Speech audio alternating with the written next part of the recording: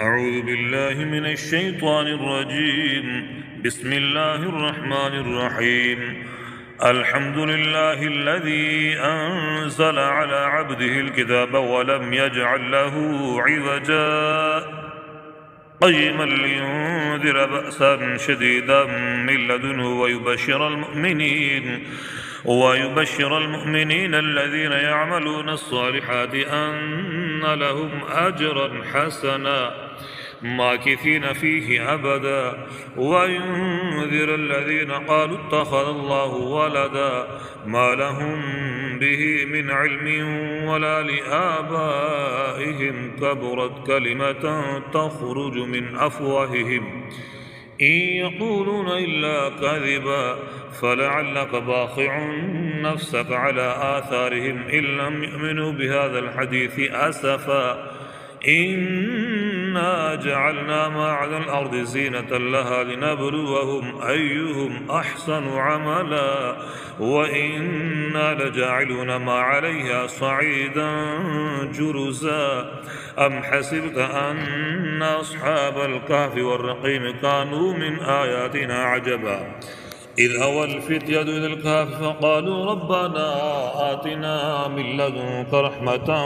وهيئ لنا من أمرنا رشدا فضربنا على آذانهم في الكهف سنين عددا ثم بعثناهم لنعلم أي الحزبين أحصى لما لبثوا أمدا نحن نقص عليك نبأهم بالحق إنهم فتية آمنوا بربهم وزدناهم هدى وربطنا على قلوبهم إذ قاموا فقالوا ربنا رب السماوات والأرض لن ندعو من دونه إلها لقد قلنا إذا شططا هؤلاء قوم اتخذوا من دونه آلهة لولا يأتون عليهم بسلطان بين فمن أظلم ممن افترى على الله كذبا وإذ اعتزلتموهم وما يعبدون إلا الله فأووا إلى الكهف ينشر لكم ربكم من رحمته ويهيئ لكم من أمركم مرفقا وترى الشمس إذا طلعت تزاور عن كهفهم ذات اليمين وإذا غربت تقرضهم ذات الشمال وهم في فجوة منه ذلك من آيات الله من يهد الله فهو المهتد ومن يضلل فلن تجد له وليا مرشدا وتحسبهم أيقاظا وهم رقود ونقلبهم ذات اليمين وذات الشمال وكلبهم باسط ذراعيه بالوسيد لو اطلعت عليهم لوليت منهم فرارا ولملئت منهم رعبا وكذلك بعثناهم ليتساءلوا بينهم قال قائل منهم كم لبثتم قالوا لبثنا يوما أو بعض يوم قالوا ربكم أعلم بما لبثتم فابعثوا أحدكم بورقكم هذه إلى المدينة فلينظر أيها أزكى طعاما فليأتكم برزق منه وليتلطف ولا يشعرن بكم أحدا إنهم إن يظهروا عليكم يرجموكم أو يعيدوكم في ملتهم ولن تفلحوا إذا أبدا وكذلك أعثرنا عليهم ليعلموا أن وعد الله حق وأن الساعة لا ريب فيها إذ يتنازعون بينهم أمرهم فقالوا بنوا عليهم بنيانا ربهم أعلم بهم قال الذين غلبوا على أمرهم لنتخذن عليهم مسجدا سيقولون 3 رابعهم كلبهم ويقولون 5 سادسهم كلبهم رجما بالغيب ويقولون 7 وثامنهم كلبهم قل ربي أعلم بعدتهم ما يعلمهم إلا قليل فلا تمار فيهم إلا مراء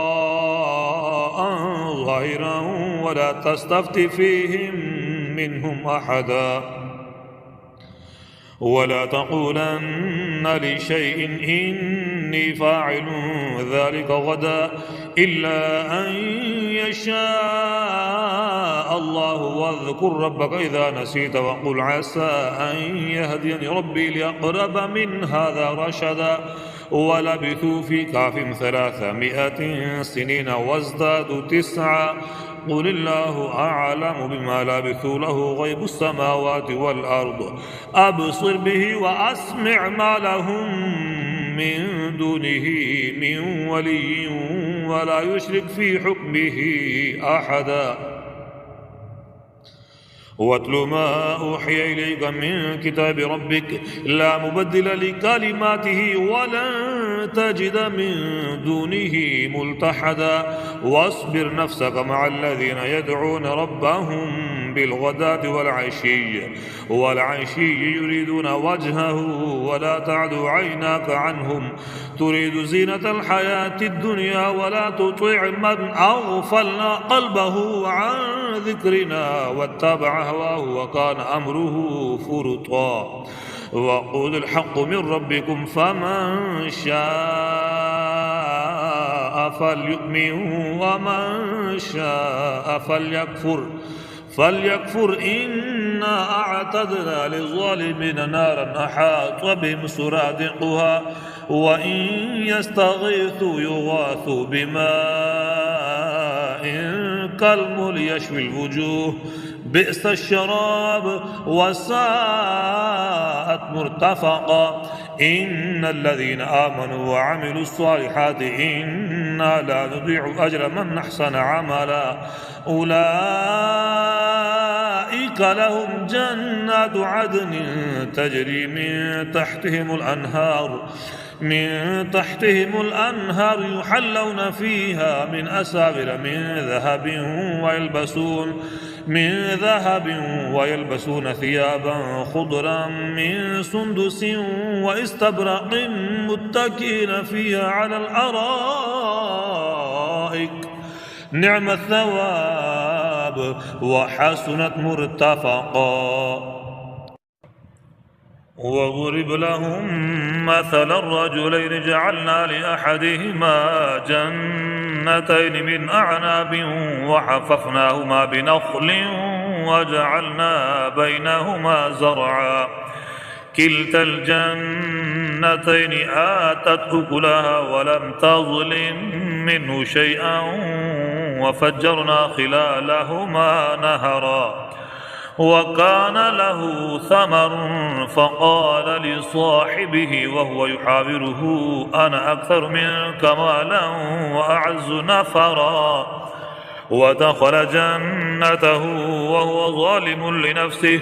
قال ما أظن أن تبيد هذه أبدا وما أظن الساعة قائمة ولئن رددت إلى ربي لأجدن خيرا منها منقلبا قال له صاحبه وهو يحاوره أكفرت بالذي خلقك من تراب ثم من نطفة ثم سواك رجلا لكنه هو الله ربي ولا أشرك بربي أحدا ولولا إذ دخلت جنتك قلت ما شاء الله لا قوة إلا بالله إن ترني أقل منك مالا وولدا فعسى ربي أن يؤتيني خيرا من جنتك ويرسل عليها حسبانا من السماء فتصبح صعيدا زلقا أو يصبح ماؤها غورا فلن تستطيع له طلبا وأحيط بثمره فأصبح يقلب كفيه على ما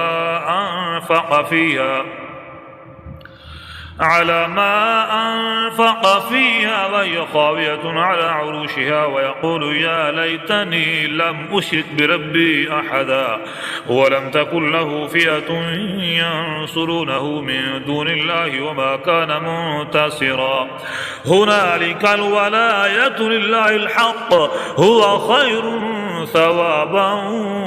وخير عقبا واضرب لهم مثل الحياة الدنيا كماء إن أنزلناه من السماء فاختلط به نبات الأرض فأصبح هشيما تذروه الرياح وكان الله على كل شيء مقتدرا المال والبنون زينة الحياة الدنيا والباقيات الصالحات خير عند ربك ثوابا وخير أملا ويوم نسير الجبال وترى الأرض بارزة وحشرناهم فلم نغادر منهم أحدا وعرضوا على ربك صفا لقد جئتمونا كما خلقناكم أول مرة بل زعمتم أن لن نجعل لكم موعدا ووضع الكتاب فترى المجرمين مشفقين مما فيه ويقولون يا ويلتنا ما لهذا الكتاب لا يغادر صغيرة ولا كبيرة إلا أحصاها ووجدوا ما عملوا حاضرا ولا يظلم ربك أحدا وإذ قلنا للملائكة اسجدوا لآدم فسجدوا إلا إبليس كان من الجن ففسق عن أمر ربه أفتتخذونه وذريته أولياء من دوني وهم لكم عدو بئس للظالمين بدلا ما أشهدتهم خلق السماوات والأرض ولا خلق أنفسهم وما كنت متخذ المضلين عضدا ويوم يقول نادوا شركائي الذين زعمتم فدعوهم فلم يستجيبوا لهم وجعلنا بينهم موبقا ورأى المجرمون النار فظنوا أنهم مواقعوها ولم يجدوا عنها مصرفا ولقد صرفنا في هذا القرآن للناس من كل مثل وكان الإنسان أكثر شيء جدلا وما منع الناس أن يؤمنوا إذ جاءهم الهدى ويستغفروا ربهم إلا أن تأتيهم سنة الأولين أو يأتيهم العذاب قبولا وما نرسل المرسلين إلا مبشرين ومنذرين ويجادل الذين كفروا بالباطل ليدحدوا به الحق واتخذوا آياتي وما أنذروا هزوا ومن أظلم ممن ذكر بآيات ربه فأعرض عنها ونسي ما قدمت يداه إنا جعلنا على قلوبهم أكنة أن يفقهوا وفي آذانهم وقرا وإن تدعوهم إلى الهدى فلن يهتدوا إذا أبدا وربك الغفور ذو الرحمة لو يؤاخذهم بما كسبوا لعجل لهم العذاب بل لهم موعد لن يجدوا من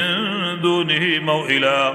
وتلك القرى أهلكناهم لما ظلموا وجعلنا لمهلكهم موعدا وإذ قال موسى لفتاه لا أبرح حتى أبلغ مجمع البحرين أو أمضي حقبا فلما فلما بلغا مجمع بينهما نسيا حوتهما فاتخذ سبيله في البحر سربا فلما جاوزا قال لفتاه آتنا غداءنا لقد لقينا من سفرنا هذا نصبا قال أرأيت إذ أوينا إلى الصخر فإني نسيت الحوت وما أنسانيه إلا الشيطان أن أذكره واتخذ سبيله في البحر عجبا قال ذلك ما كنا نبغي فارتد على آثارهما قصصا فوجد عبدا من عبادنا آتيناه رحمة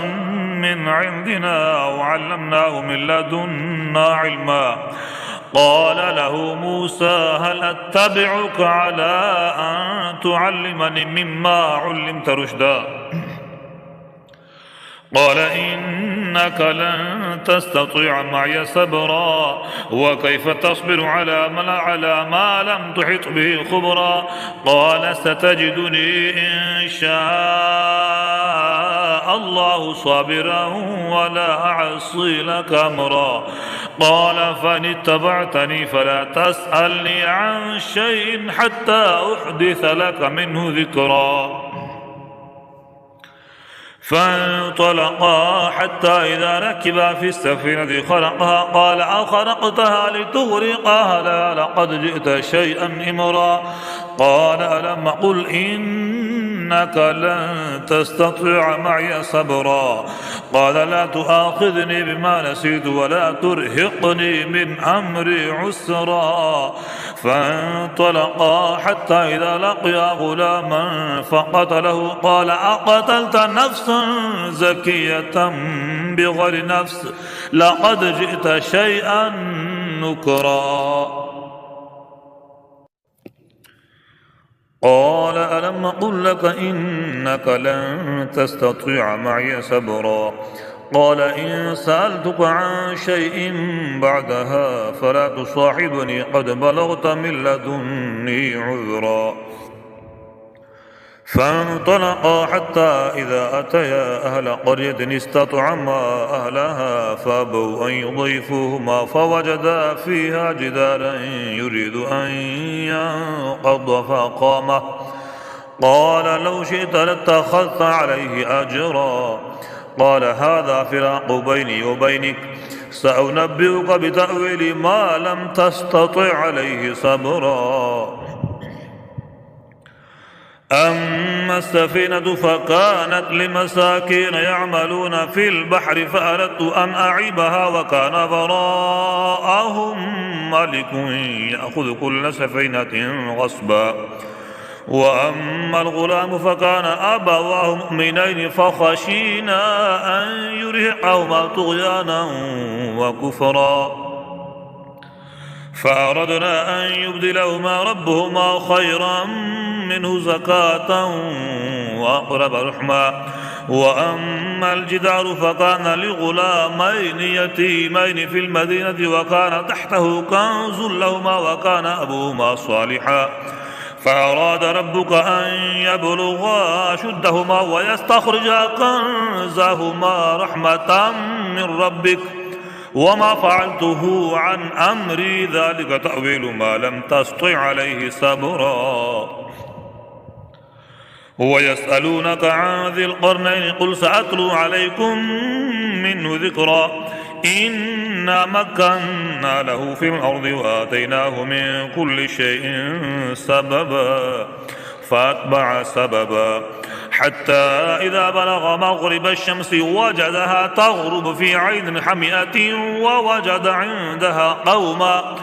قلنا يا ذا القرنين إما أن تعذب وإما أن تتخذ فيهم حسنا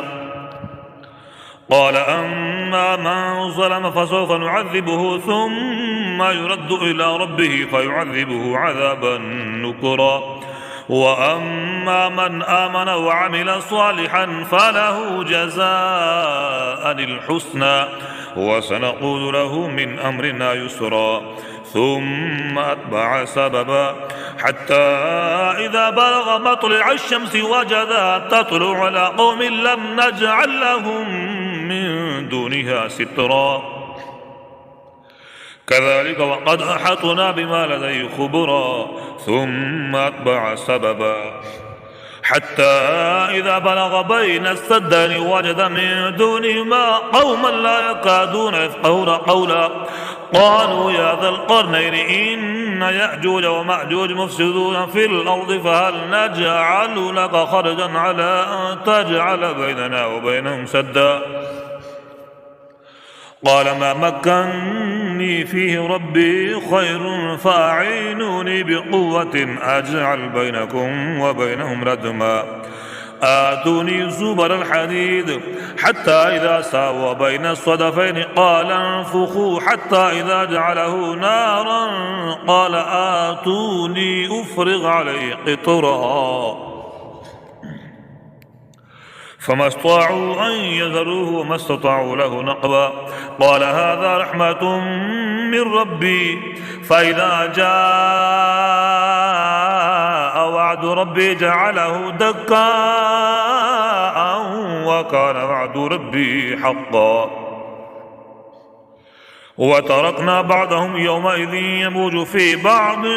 ونفخ في الصور فجمعناهم جمعا وعرضنا جهنم يومئذ للكافرين عرضا الذين كانت أعينهم في غطاء عن ذكري وكانوا لا يستطيعون سمعا أفحسب الذين كفروا أن يتخذوا عبادي من دوني أولياء إنا أعتدنا جهنم للكافرين نزلا قل هل ننبئكم بالأخسرين أعمالا الذين ضل سعيهم في الحياة الدنيا وهم يحسبون أنهم يحسنون صنعا أولئك الذين كفروا بآيات ربهم ولقائه فحبطت أعمالهم فلا نقيم لهم يوم القيامة وزنا ذلك جزاؤهم جهنم بما كفروا واتخذوا آياتي ورسلي هزوا إن الذين آمنوا وعملوا الصالحات كانت لهم جنات الفردوس نزلا خالدين فيها لا يبغون عنها حولا قل لو كان البحر مدادا لكلمات ربي لنفذ البحر قبل أن تنفذ كلمات ربي ولو جئنا بمثله مددا قل إنما أنا بشر مثلكم يوحى إلي أنما إلهكم إله واحد فمن كان يرجو لقاء ربه فليعمل عملا صالحا ولا يشرك بعبادة ربه أحدا صدق الله العظيم.